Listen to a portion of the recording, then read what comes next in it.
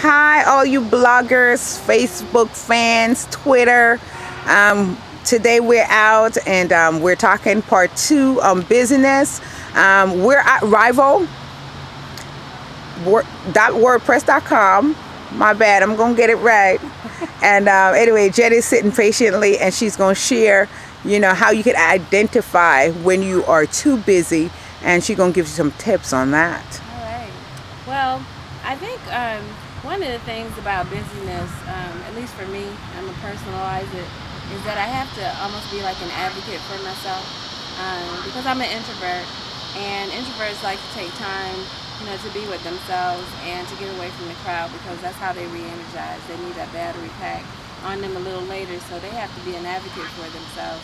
And they have to kind of tell people, well, I can't do it right now, or what's another time or another day I might be able to do that. So as I speak up and I find my voice and I kind of assess what I need probably like ahead of time for the day or for the weekend, or when I notice that I'm too wound up, it really helps to kind of pull away and assess what I need, but I have to be able to communicate that well to other people.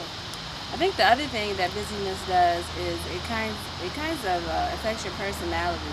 You can really be on edge, and it can cause a lot of anxiety for you. When you're too wound up, it can cause people to think that you're mean when you're really not mean. And I think that's really important. You can come off as being a very frustrated or indifferent kind of person. And I think unless you do some time management and you really think about what your needs are, then you'll kind of miss out on meaningful relationships and meaningful times, with other people because you're not in the right place and you're too busy. So that's just something to remember as well. So as it boils down to, think about what you need when it comes to busyness. Am I doing this for myself, or am I doing it because somebody else wants me to do it? Because there's an element of codependency in there. And if you're doing it for somebody else, then it's probably not your priority. So it's really important to kind of remember that. The other thing is to remember, am I out of my element? I sense that I have a lot of tension.